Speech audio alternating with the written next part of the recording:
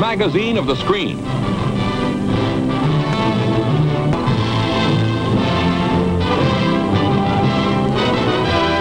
One of a series of educational records of our time.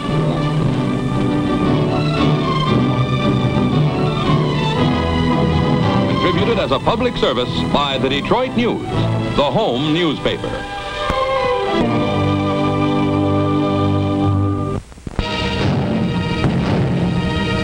On the sandy wastes at Yucca Flat, Nevada, a new series of atomic explosions are set off. Tanks are among the obsolete pieces of Army equipment being tested in the exercises called Operation Teapot. More than 9,000 servicemen have been assembled at the proving grounds, ready to take their places in forward trenches. In a grim new age of warfare, today's fighting men must be taught survival on an atomic battlefield. While the troops take cover, the Army's giant new 100-inch camera is pointed toward the blast tower. Men tensely eye the control booth as the seconds tick off.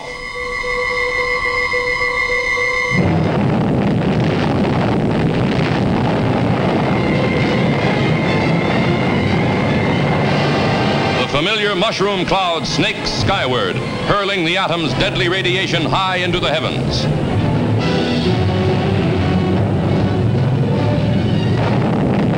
Sound and shock waves roll over the men huddled in the trenches. Never before have we had such a close-up view.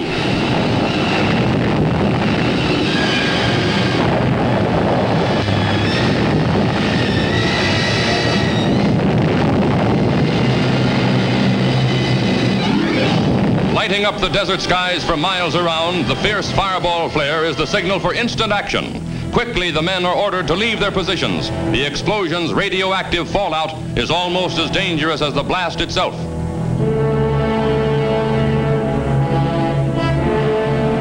In the vitally important precaution of dusting each other off, the lowly broom becomes an item of military significance. Next, Geiger counters are used to check the troops for signs of radioactivity. Marching out of the shadow of the atom's awesome might come fighting men, symbolizing America's determination to keep strong in a restless world. Nearing completion in a shipyard at Groton, Connecticut, is the world's first atomic-powered submarine, the SS Nautilus. Surrounded by scaffolding, the vessel has been under construction for more than a year. Now, workmen put the finishing touches on the hull of the submarine, slated to hit the water this year. An undersea giant built to circle the globe without refueling, the SS Nautilus launches a new era in the history of subsurface vessels.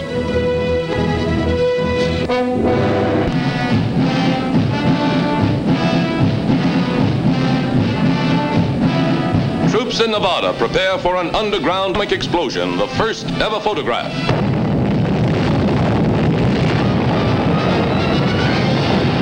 As powerful as 1,000 tons of TNT, this weapon reportedly can be carried by one man.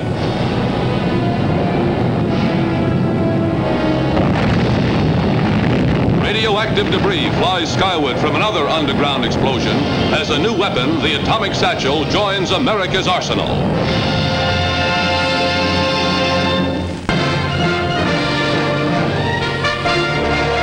The Nautilus, first atomic submarine, launches a new era in naval history.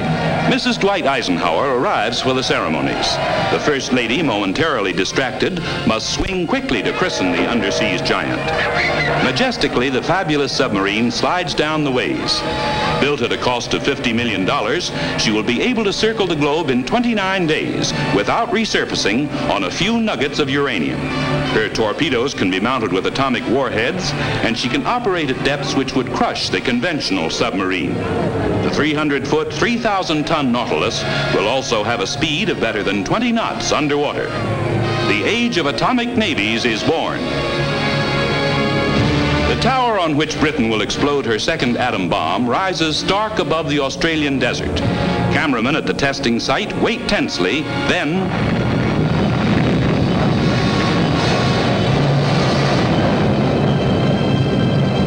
photographed from 13 miles away, the familiar atomic mushroom pours its deadly cloud of radioactive vapor toward the sky. Scientists term the tests a complete success, another milestone in the atomic age.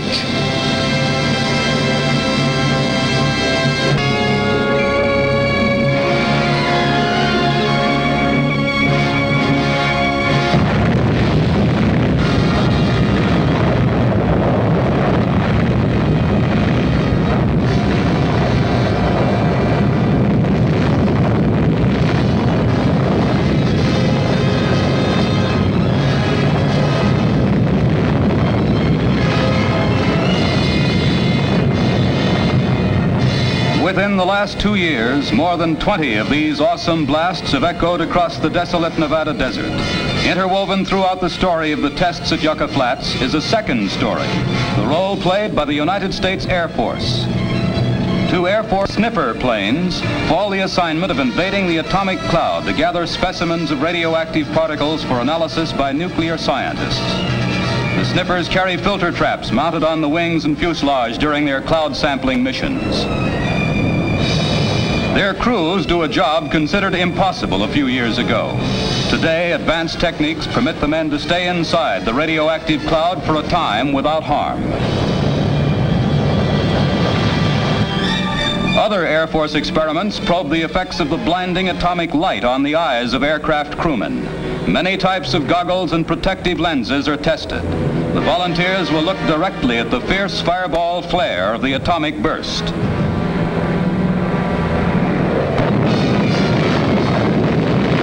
Quickly, the men turn to instruments which record the effects of the searing flash. The tests go on. Aircraft, some obsolete, some new, are staked out at various angles from the blast, for we must learn how to protect our fighters and bombers.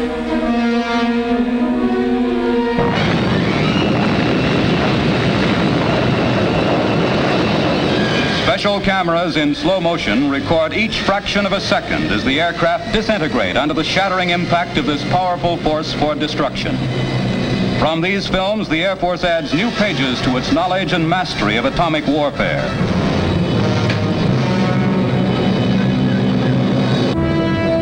Now, at a closely guarded airstrip, the most dangerous mission of all is about to begin.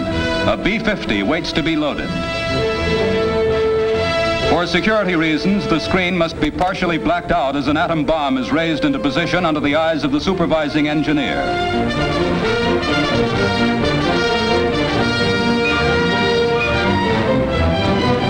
In the plane, codenamed Rosebud, 3 men share a heavy responsibility. The pilot, the radar navigator, and the bombardier. The target is that X 6 miles below.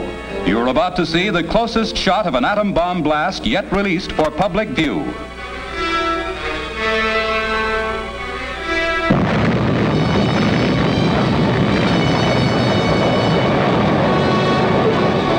This is the story of America's ever-expanding atomic weapons program. This, within security limits, is the role played by the Air Force.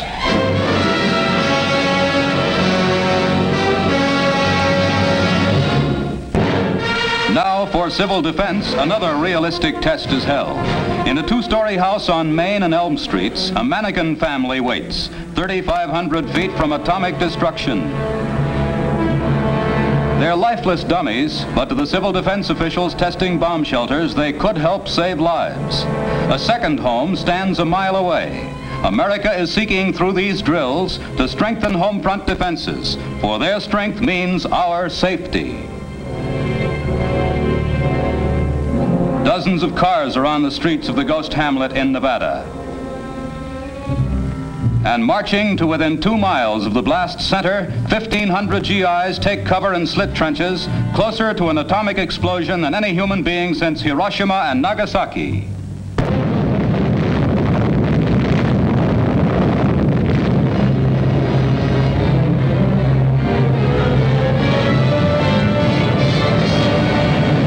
The blast's blinding flash silhouettes observers 7 miles away. Then its ugly mushroom cloud swirls skyward. Within an hour, the Dirk-Kate troops, all safe, have abandoned their foxholes and are pushing through a veil of dust as GIs pointing Geiger counters lead the way. The closest house is leveled by the blast, equal to 15,000 tons of TNT, but small as A-bombs go. The second building, 7,500 feet from the explosion, still stands.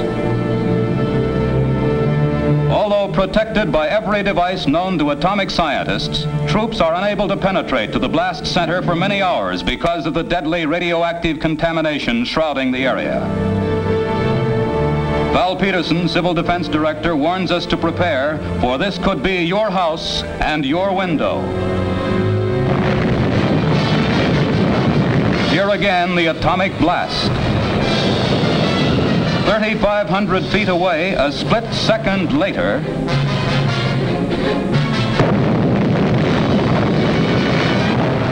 past one of the cars exposed to the atomic fury, a civil defense official finally is able to reach the rubble of the two-story house we just saw topple. Almost unbelievably, mannequins in the basement bomb shelter are found to be unharmed. The second house seems to have suffered comparatively minor damage. Windows have been blown in. All Americans must work together, for the stronger our home front defense is, the less the chance an atomic attack will come.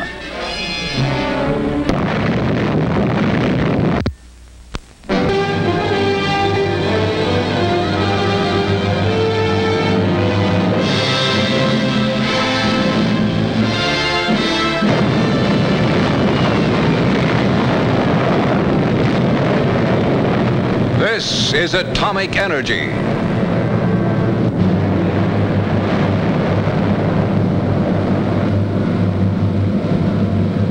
This is the force of 20th century man, a powerful force for destruction, a force that may be preventing a new world war. This, too, is atomic energy, harnessed by American scientific genius to benefit all mankind through dramatic new discoveries in industry and agriculture, biology and medicine. 10,000 scientists and engineers are at work to prove that atomic energy does not mean only the atomic bomb. The master-slave manipulator at the Argonne National Laboratory, for example, makes possible important industrial research. Behind glass and concrete walls 3 feet thick, the operator is protected as he removes from its lead-shielded cask a container with a dangerously radioactive metal inside. The manipulator imitates the human hands in grasping, lifting, moving, and turning objects. Here the container is placed below a saw. A switch is thrown and the saw bites into the metal. Intently now, the scientist watches the end of the container drop off. Next, the slave hands remove the tube and carefully shake out the radioactive metal for testing. The manipulator grasps the hot material and, directed by the scientist, places it under a hardness tester. A dial records the intensity of pressure. A microscope attachment enables study for industrial purposes of the effects of radioactivity on the hardness of metals. Strictest security safeguards America's atomic secrets. Every person working on a nuclear research project is intensively screened by the Atomic Energy Commission's protective force. And in the rugged areas where even the versatile Jeep cannot travel, mounted patrols ring atomic energy sites. At Los Alamos, amidst the wild, picturesque mountains of New Mexico, horses are of great value. The mounted patrolmen, through the use of radio, are regularly in contact with Protective Force headquarters in Los Alamos. Should a call for help be received, reinforcements could be dispatched by land or air in a matter of seconds. Day and night they ride, alert against spies and saboteurs. Giant anti-aircraft guns protect the Hanford, Washington atomic energy plant. Manned by carefully trained GIs, they guard against attack from the skies. At Hanford, biologists study the effects of radioactivity on fish, since Columbia River water is pumped through the plant. To safeguard Washington's flourishing fish industry, 25,000 trout and salmon are hatched each year and exposed to water contaminated with radioactivity. This is only one example of precautions that go on endlessly. In this case, there is not enough radioactivity to harm the fish or persons eating them. Hanford biologists are conducting similar experiments on sheep, feeding them pellets with radioactive ingredients. The paths of these substances are traced through the sheep's body. These experiments could be of tremendous importance to biologists and doctors, increasing their understanding of the processes of human life. In the field of agriculture, an isotope hothouse has been built at the Argonne Laboratory.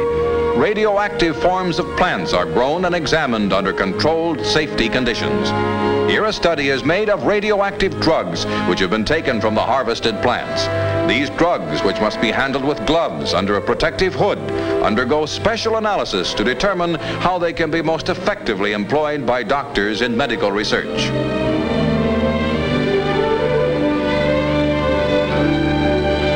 At the Oak Ridge National Laboratory's Medical Division, radioactive liquids are used by Atomic Energy Commission doctors in the fight against cancer, one of the dread diseases of mankind. Shielded by lead bricks, this solution, gallium-72, is an important tool in cancer research.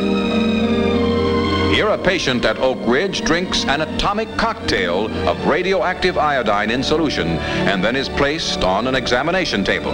Next, a radiation counter with a pen attached is lowered into place. The radioactivity in the drink, which has settled in the patient's thyroid gland, puts the pen in motion, drawing a picture of the diseased area. The light and dark pattern of the drawing reveals healthy and cancerous tissues, a milestone in cancer research. These are but a few of the countless peacetime uses of atomic energy. In the years ahead, the infinite power of the atom may provide the force to drive ships and planes, light our homes, and turn the wheels of American industry. And in the fields of agriculture, medicine, and biology, its future is unlimited.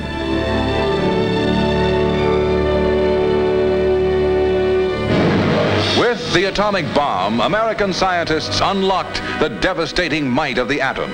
Today, they are engaged in the task of releasing atomic energy slowly, gradually, in ways of lasting benefit to a world at peace in the atomic age.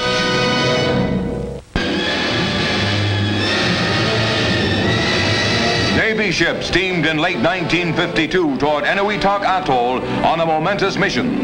The world's first hydrogen bomb, housed in this barn-like building, was to be exploded on a tiny target island named Alujaland. Strange, secret testing devices had been set up to measure mankind's most fearsome weapon.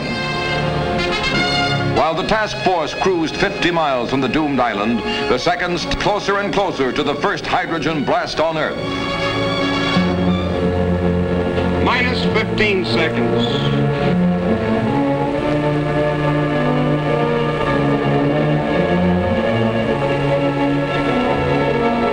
Minus 10 seconds.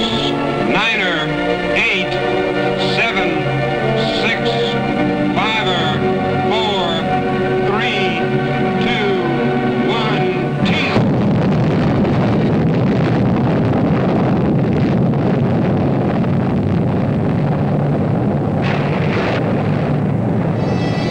Watch the shockwave as it rolls toward the flagship.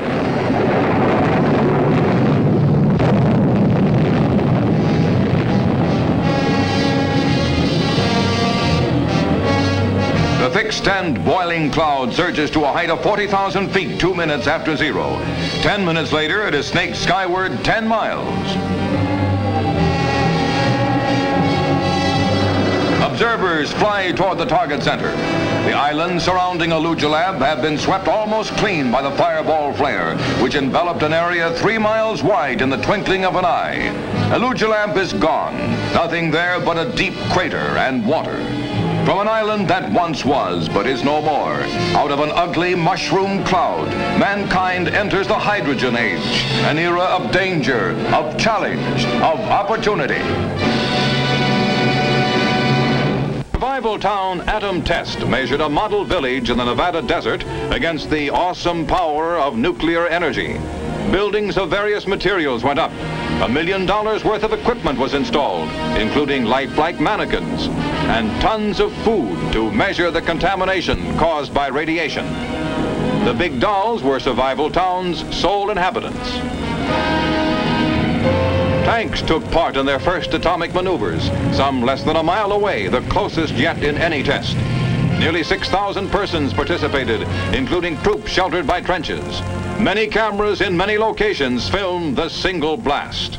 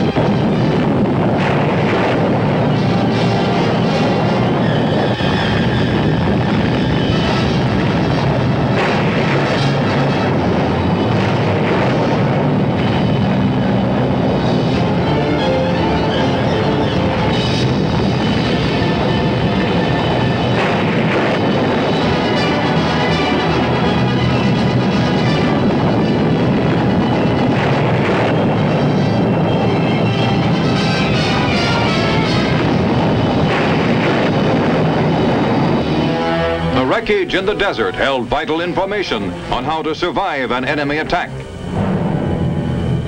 With Geiger counters to check the radiation, experts assessed the damage. An aluminum building was left a gaping wreck. Concrete or cinder block houses weathered the blast best. This one was less than a mile away. Survival Town's electric wires had become a twisted, tangled mass. Demonstrating the importance of civil defense preparedness, the elaborate exercises proved survival is possible, offering new hope to all who live in the shadow of the atomic age.